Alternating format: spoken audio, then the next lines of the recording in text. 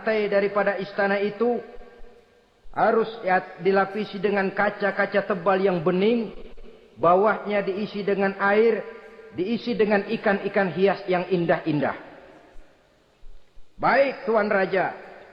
Maka tentara Nabi Sulaiman sejak manusia sampai binatang sampai jin, semuanya kerja bakti membangun istana yang megah. Sehingga sebelum rombongan kerajaan Sabah ini sampai, istana sudah selesai. Mereka masuk ke dalam istana Nabi Sulaiman. Begitu melihat lantainya gemerlapan air, masing-masing pada ngangkat kain. Takut kainnya basah. Waduh, ini istana kebanjiran begini pikiran. Kata Nabi Sulaiman, nggak usah diangkat kainnya, nggak usah. Ini dilapis kaca, cuma bawahnya memang kolam. Kolamnya berisi ikan. Oh, bengong. Bengong. Bengong aja pada melongo mulutnya. Saudara-saudara, jadi persis orang yang tinggal di puncak gunung datang ke tengah-tengah kota. Kan noraknya minta ampun. Apaan aja ditunjuk. Apaan aja dilihat, apaan aja ditunjuk. Ini ya, itu ya, wah. Wah, sudah semuanya serba wah. Jadi kalau istilah tingkat diplomasinya, mereka sudah kalah mental. Dan itu sudah kemenangan pertama dari Nabi Sulaiman. Sudah shock. Mereka merasa negeri Sabah kaya, luar biasa, hebat. Begitu datang ke negeri Sulaiman, mereka jadi orang norak kayaknya. Sudah kumpul, nah selamat datang tuan-tuan ke negeri kami. Ada pesan apa? Majulah Munzir bin Amru. Tuan Sulaiman, bagaimana? Kami diutus oleh Sri Baginda Ratu Balkis untuk menyampaikan hadiah-hadiah yang kami bawa ini. Intan, berlian, yakut, jamrud, kesturi, dan barang-barang mahal lainnya. Mudah-mudahan Tuhan bisa menerima dengan senang hati. Nabi Sulaiman tersenyum. Lalu beliau berkata, Atumiddunani bimalin, fama atani Allahu khairun mimma atakum.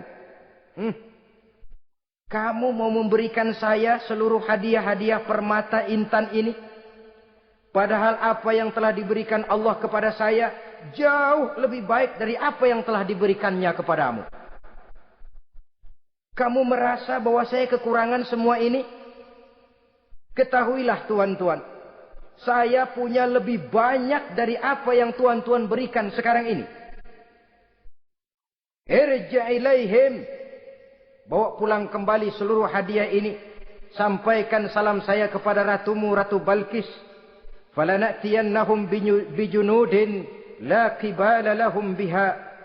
Kalau mereka tetap tidak mau datang menyatakan keislaman, kami yang akan datang ke sana dengan seluruh bala tentara kami yang mereka pasti tidak akan sanggup menghadapinya. Saudara bisa baca dalam surah An-Naml ayat 36. Saudara hadirin ma'asyiral muslimin rahimakumullah. Kalau orang sudah silau dengan yang namanya upeti, hadiah, harta, secara mental dia sudah jatuh. Andai kata ketika itu Nabi Sulaiman menerima seluruh hadiah tadi, maka misi kerasulannya tidak akan jalan. Wibawanya hancur dan dia tidak akan sanggup lagi mendakwahkan Ratu Balkis untuk masuk ke dalam agama Islam. Dia akan jadi cemoohan di negeri Sabah. Sulaiman ngomong aja dikasih hadiah telap.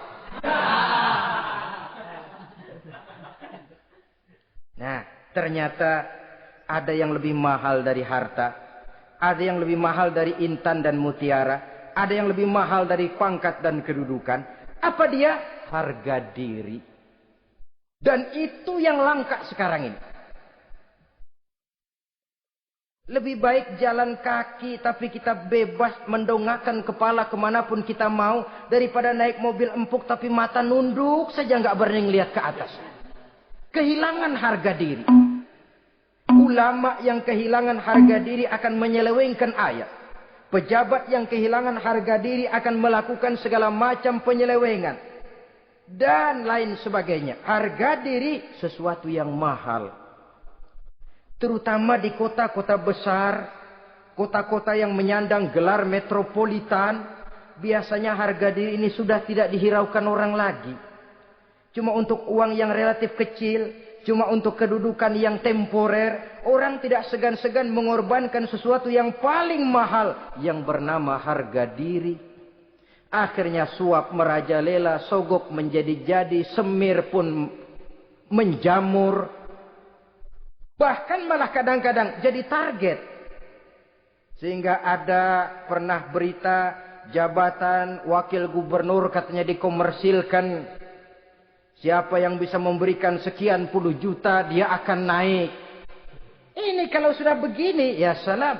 Orang itu kalau memperoleh satu jabatan karena mengeluarkan banyak uang, percayalah saudara, begitu dia naik ke jabatan itu, langkah pertama yang dia lakukan, bagaimana supaya uangnya bisa kembali.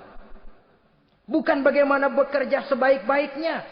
Bukan bagaimana mensejahterakan rakyat sebaik-baiknya. Karena dia merasa naik jabatan banyak mengeluarkan uang, setelah dia naik, gimana supaya pulang modal dulu. Lebihnya kalau ada, baru bekerja buat rakyat. Itu pun kalau nggak keburu pensiun. Kadang-kadang malah lebih celaka lagi kalau sudah mau pensiun baru bikin pemutihan. Wah saya baru rajin iktikaf di masjid, pergi haji. Kenapa? Udah pensiun. Tapi waktu masih aktif, tanda tangan masih laku, nota masih dihargai, kata belece masih berwibawa. Lupa berbuat untuk hari depan dirinya sendiri, yaitu akhiratnya. Konon lagi untuk umat dan agamanya. Jadi untuk mengabdi, berbuat baik kepada umat, berkhidmat kepada agama, iktikaf di masjid, tuan-tuan, tidak usahlah nunggu sampai pensiun. Manfaatkan posisi yang tuan-tuan punya sekarang ini untuk beribadah dengan sebaik-baiknya. Itu pun masih bersyukur, masih bisa mengadakan pemutihan daripada tidak sama sekali. Cuma alangkah akan lebih efektifnya lagi kalau itu diawali pada saat kita masih mempunyai posisi kunci. Ini reaksi Sulaiman, saudara-saudara. Diberikan hadiah yang mahal, atau midunani bimalin. Kamu mau nyogok saya dengan hadiah ini? Yang diberikan Allah lebih hebat dari yang kau bawa sekarang ini. Apa yang saya cari? Oleh Allah saya telah diberikan sesuatu yang lebih besar dari yang kau bawa. Sudah, bawa pulang saja. Sampaikan salam kepada ratumu. Kalau dia tetap ngotot tidak mau kemari, saya yang akan datang ke sana dengan seluruh bala tentara yang saya yakin sampean akan kewalahan ngadepinnya. Pulang, sampaikan salam saya, bawa seluruh hartamu.